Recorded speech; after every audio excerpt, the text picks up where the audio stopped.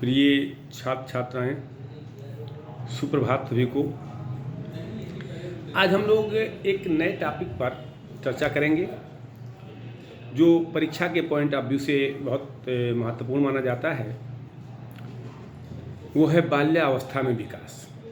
बाल्यावस्था किसे कहते हैं? बाल्यावस्था में बालक का विकास किस रूप में होता है?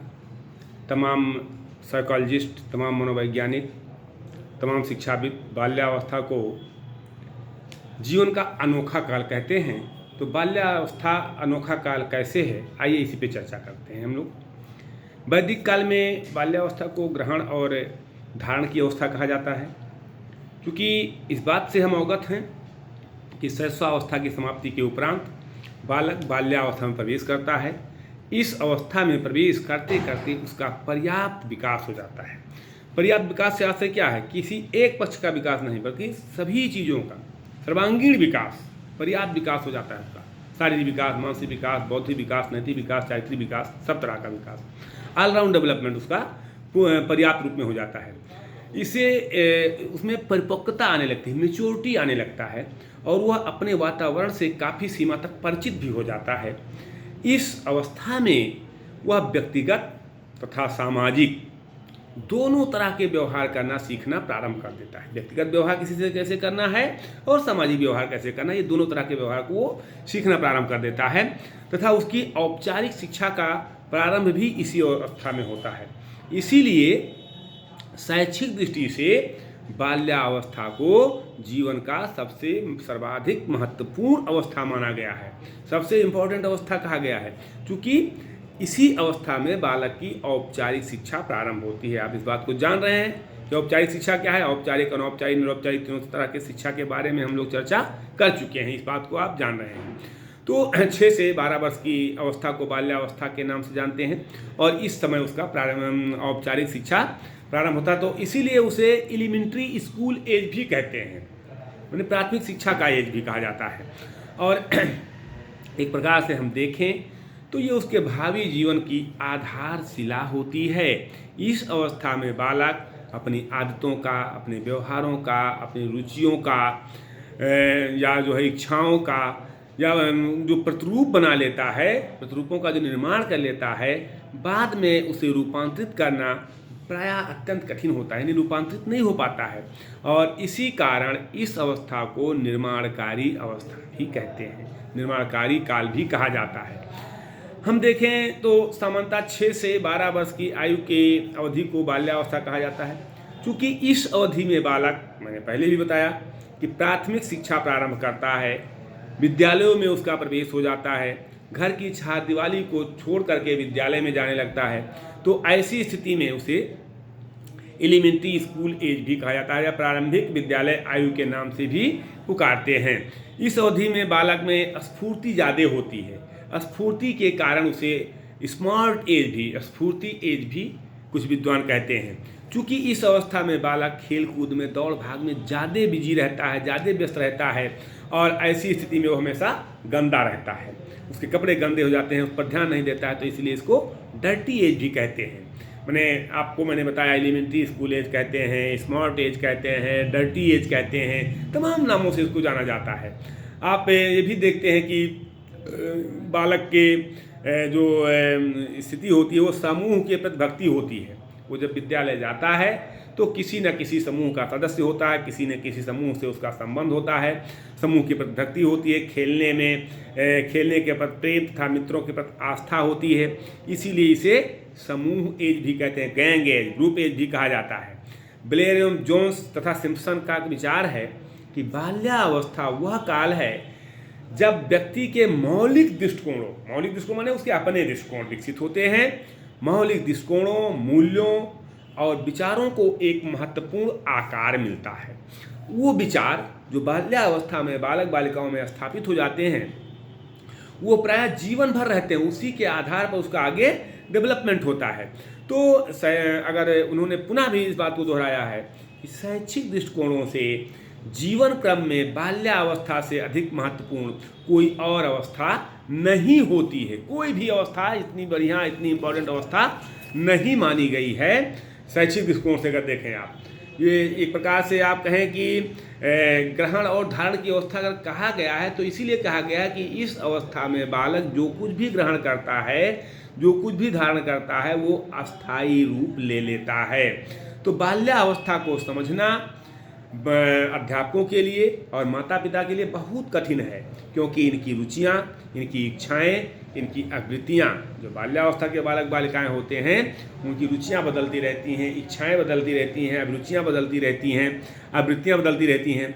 इसीलिए कुछ मनोवैज्ञानिकों ने इसे अनोखा काल भी कहा है, यानी बाल्यावस्था जीवन का अनोखा काल है। क्यों अनोखा? गोल्डन एज ऑफ लाइफ क्यों कहा गया है? तो वास्तव में माता पिता के लिए बाल विकास की इस अवस्था को समझना बड़ा कठिन माना जाता है, और इस अवस्था में शारीरिक, मानसिक, संवेगात्मक, सामाजिक, नैतिक, हर तरह से यानी ऑल राउंड डेवलपमेंट की दृष्टि से इस अवस्था की कुछ प्रमुख विशेषताएं होती हैं, इसीलिए इसको गोल्डन एज कहते हैं। तो आइए हम इस पर चर्चा करते हैं कि इसको गोल्डन एज क्यों कहा जाता है। बाल्यावस्था के अर्थ को आपको बता दिए। अब इसमें शारीरिक तथा मानसिक विकास में स्थिरता आ जाती है। हमने आपको पहले ही बताया कि जो बाल्यावस्था होता है उसमें शारीरिक विकास में थोड़ा स्थिरता रहती है, और मानसिक विकास में भी स्थिरता रहती है, जो कि शैशवावस्था में जो तेज गति से विकास होता है, शारीरिक और मानसिक विकास, उसमें थोड़ा सा अस्थायित्व आने लगता है, अर्थात विकास की गति जो होती है वो मंद पड़ जाती है। विकास की स्थिरता निसंदेह बालक के मानसिक तथा शारीरिक शक्तियों को दृढ़ता प्रदान करती है। जब कोई बात स्थिर रहेगी तो उसमें मजबूती आएगी, दृढ़ता आएगी, उसकी चंचलता कम होने लगती है, उसका मस्तिष्क परिपक्व सा दिखाई पड़ने लगता है, तथा वह वयस्कों के समान यानी जो मैच्योर पर्सन है उनके समान व्यवहार करना प्रारंभ कर देता है। तो हम अगर देखें रास की परिभाषा को, तो रास ने क्या कहा है कि बाल्यावस्था को मिथ्या परिपक्वता की अवस्था कहा है, और उन्होंने लिखा है कि शारीरिक और मानसिक स्थिरता बाल्यावस्था की सबसे महत्वपूर्ण विशेषता है। यानी मिथ्या परिपक्वता, बालक अपने आप को परिपक्व मानता है लेकिन वो परिपक्व होता नहीं है। तो ये शारीरिक और मानसिक विकास में स्थिरता की बात की गई है। मानसिक योग्यताओं में वृद्धि की बात की जाती है कि बाल्यावस्था के दौरान बालक की विभिन्न मानसिक योग्यताओं में उत्तरोत्तर वृद्धि होती जाती है। बालक की संवेदनशीलता, बालक का प्रत्यक्षीकरण, बालक की जिज्ञासा, बालक की स्मरण शक्ति, बालक की तर्क शक्ति, बालक की सृजनात्मकता, आंशिक क्षमता व वाचन सामर्थ्य आदि योग्यताओं में पर्याप्त वृद्धि होती है। वह साधारण बातों पर अधिक देर तक अपने ध्यान को केंद्रित कर सकता है। कोई भी बात हो तो उस पर अपना ध्यान को केंद्रित कर सकता है। उसमें अपने पूर्व अनुभवों को स्मरण करने की भी योग्यता आ जाती है। इसीलिए इसको एक प्रकार से अनोखा काल कहते हैं। जिज्ञासा की प्रबलता होती है। जिज्ञासा की प्रबलता से क्या आशय है? जिज्ञासा की प्रबलता से आशय यहाँ ये है कि बाल्यावस्था में बालक में जिज्ञासा की प्रवृत्ति अत्यंत प्रबल होती है। वह जिन वस्तुओं, जिन व्यक्तियों के संपर्क में आता है उनके संबंध में तरह तरह की जानकारी प्राप्त करना चाहता है, बार बार उसको जानने का प्रयास करता है। वो शैशवावस्था में बालक के द्वारा पूछे जाने वाले जो जिज्ञासा के प्रश्न होते हैं वो साधारण होते हैं, जिनके द्वारा वह विभिन्न वस्तुओं के बारे में कि ये क्या है ये पूछ करके और संतुष्ट होता है, इसकी जानकारी प्राप्त करता है और संतुष्ट हो जाता है। लेकिन इसके विपरीत अगर आप देखें तो बाल्यावस्था में बालक क्यों तथा कैसे से संबंधित प्रश्न पूछता है। ये क्यों है और कैसे है, और जब तक आप उसका उत्तर नहीं देते हैं तब तक उसकी जिज्ञासा की शांति नहीं होती है। तो क्यों तथा कैसे प्रश्न अधिक पूछता है तथा विभिन्न विषयों के संबंधित विस्तृत सूचनाएं वो प्राप्त करना चाहता है। आप ये भी कह सकते हैं कि वो कार्य कारण में संबंध स्थापित करना चाहता है, या संबंधों को समझना। जब कोई कार्य हुआ तो उसका कारण क्या है, यानी कार्य और कारण में केस इफेक्ट रिलेशन, कार्य कारण के संबंधों को वो समझना चाहता है। जिज्ञासा की प्रबलता के कारण ही उसमें ज्ञान की वृद्धि होती है। भाई ज्ञान कैसे होगा? जब तक जिज्ञासा नहीं होगा ज्ञान सीखने का, ज्ञान प्राप्त करने के लिए जिज्ञासु नहीं होगा, ज्ञान पिपासु नहीं होगा बालक, तब तक वो सीख नहीं पाएगा। तो उसको ज्ञान प्राप्त करने की जिज्ञासा होती है, उसकी जिज्ञासा में वृद्धि होती है। यदि उसकी जिज्ञासा संतुष्ट हो तो उसे हतोत्साहित ना किया जाए तो जिज्ञासा की प्रबलता और अधिक होती जाती है। कोई प्रश्न करता है, उसको संतुष्ट किया जाए, उसको दबाया न जाए तो और जिज्ञासा बढ़ती है, इससे उसका ज्ञान भंडार विस्तृत होता है। लेकिन अगर अध्यापक या माता पिता उसकी जिज्ञासा को दबा देते हैं, उसके प्रश्नों का उत्तर नहीं देते हैं, डांट देते हैं, तो उसकी जिज्ञासा कम हो जाती है और फिर वो दोबारा प्रश्न नहीं करता है। तो जिज्ञासा से ही ज्ञान में वृद्धि होती है। उसकी जिज्ञासा वातावरण से प्रभावित होती है। मानसिक ज्ञानात्मक विकास की दृष्टि से जिज्ञासा प्रथम सीढ़ी होती है। आप ये कहें कि मानसिक तथा ज्ञानात्मक विकास अगर देखें तो जिज्ञासा ही प्रथम सीढ़ी है। अगर जिज्ञासा नहीं होगा तो मानसिक विकास कैसे होगा? जिज्ञासा नहीं हो तो ज्ञान कैसे बढ़ेगा? जो एक पॉइंट और इसमें है कि सामाजिक एवं नैतिक गुणों का विकास। हमने पहले भी चर्चा किया है कि शैशवावस्था में बालक में न तो सामाजिक गुण होते हैं न नैतिक गुण होते हैं, खासकर पूर्व शैशवावस्था में।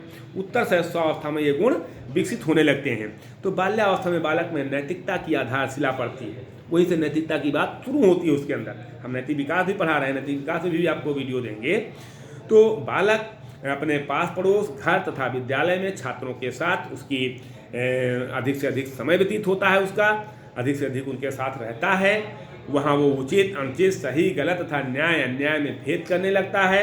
सामाजिक मापदंडों एवं परंपराओं से परिचित होता है तथा उसका अनुपालन भी करने लगता है। समाज तथा समूह में रहने के कारण अपने समूह की जो उसकी सामाजिक परंपराएं हैं, जो समूह के नियम हैं, जो समूह के मापदंड हैं, उसको वो अपनाता है, उसके बारे में जानने लगता है। उसका व्यवहार दूसरों की प्रशंसा तथा निंदा पर आधारित होता है, जिसके फलस्वरूप उसमें अनेक सामाजिक तथा नैतिक गुणों का विकास होता है, जैसे आज्ञा पालन की क्षमता, सहयोग, सहनशीलता, ईमानदारी, सत्यता, सद्भावना, सहानुभूति, आत्मनियंत्रण, अनुशासन आदि का विकास होने लगता है। आत्मनिर्भरता की बात की जाती है कि आत्मनिर्भरता क्या है।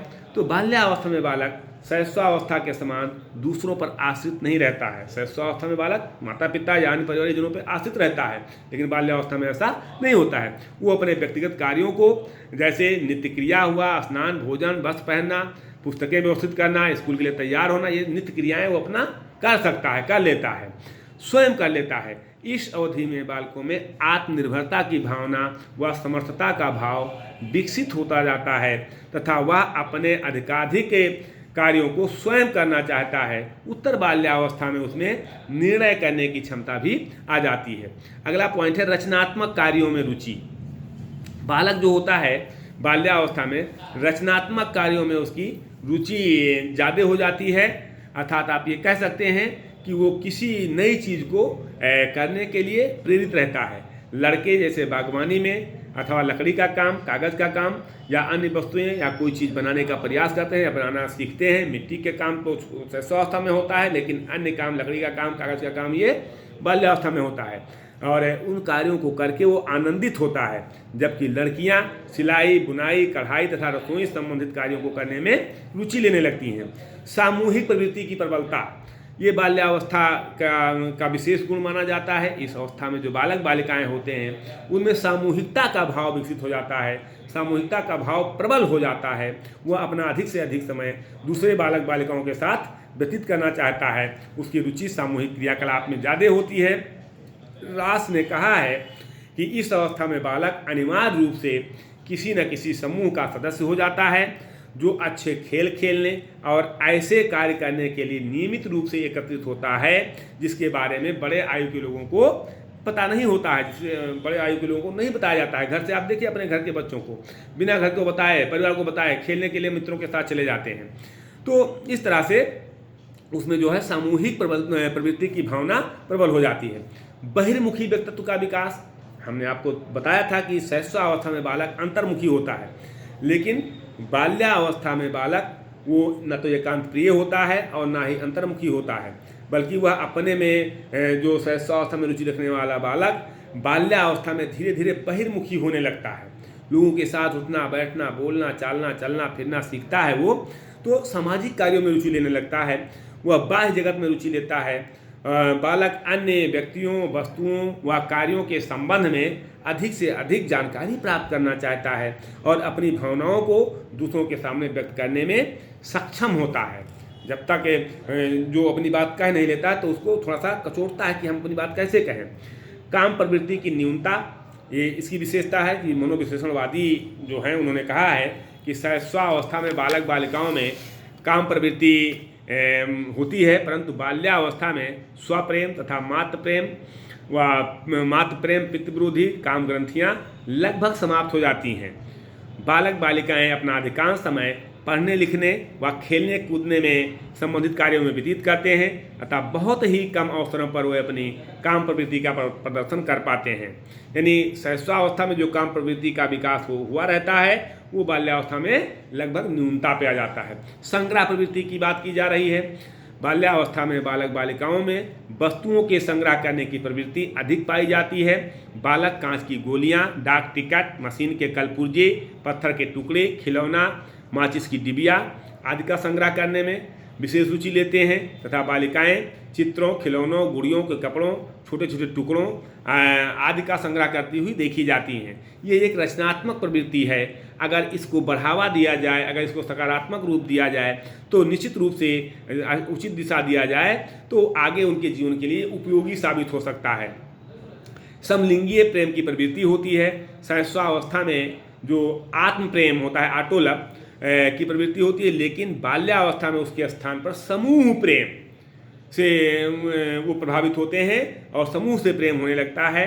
समूह में सजातीय या समलिंगीय प्रेम प्रवृत्ति अभिव्यक्ति होती है।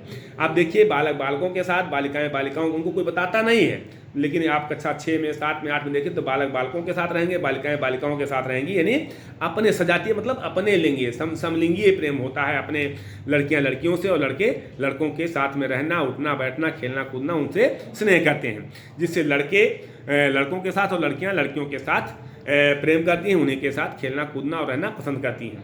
रुचियों में परिवर्तन की बात की जाती है कि बाल्यावस्था में बालक बालिकाओं की रुचियों में अस्थायित्व आ जाता है, अस्थायित्व का अभाव होता है। मैंने पहले कहा है, इस अवस्था के दौरान बालक की रुचियों में निरंतर परिवर्तन होता रहता है, कभी कुछ कभी कुछ कभी कुछ, हमेशा एक ही चीज़ नहीं सोचता है वो। उसकी पसंद, उसकी इच्छा बदलती रहती है। वातावरण तथा समूह में परिवर्तन के साथ साथ बालक बालिकाएं में रुचियों का व्यापक परिवर्तन होता रहता है। वास्तविक जगत से संबंध लास्ट पॉइंट है। तो इस अवस्था में बालक शैशवावस्था के काल्पनिक जगत का परित्याग करके और वास्तविक जगत में प्रवेश करता है। वास्तव में रियलिटी क्या है ये जानने लगता है वो। शैशवावस्था में वास्तविकता नहीं जानता है वो। कभी मास्टर बन जाना, कभी कुछ बन जाना, कभी टीटी बन जाना, कभी दरोगा बन जाना और कल्पनाओं के जगत में विचरण करता है। लेकिन बाल्यावस्था में ऐसा नहीं होता है। वो वास्तविक जगत में प्रवेश करने लगता है कि आखिर वास्तव में है क्या, हमारी स्थिति क्या है। वो प्रत्येक वस्तु की ओर आकर्षित होकर उसका ज्ञान प्राप्त करना चाहता है। स्ट्रॉन्ग ने कहा है कि बालक अपने आप को अति विशाल संसार में पाता है और उसके बारे में जल्दी से जल्दी जानकारी प्राप्त करना चाहता है। तो इसके अतिरिक्त भी आप देखें कि सामूहिक खेल में रुचि है, निरुद्देश भ्रमण की प्रवृत्ति है, संवेगों का दमन व प्रदर्शन है या संवेगों पर नियंत्रण है, संवेगों पर अधिकार कर लेता है। ये तमाम बाल्यावस्था की विशेषताएं होती हैं। तो इन्हीं सब विशेषताओं के कारण, इन्हीं सब कार्यों के कारण बाल्यावस्था को जीवन का अनोखा काल कहते हैं, जीवन का आदर्श काल कहा जाता है। हम आज अपनी बात को यहीं से समाप्त करते हैं और आगे फिर जो है हम लोग इस पर दूसरा जो है बाल्यावस्था में शिक्षा का स्वरूप कैसे होना चाहिए, ये भी एक प्रश्न आता है। तो हम छोटे छोटे वीडियो एग्जामिनेशन की दृष्टि से आप लोगों के सम्मुख प्रस्तुत कर रहे हैं। इन्हीं शब्दों के साथ मैं अपनी वाणी को विराम देता हूँ। बहुत बहुत धन्यवाद आप लोगों को। वीडियो अच्छा लगे तो लाइक और सब्सक्राइब जरूर कीजिए।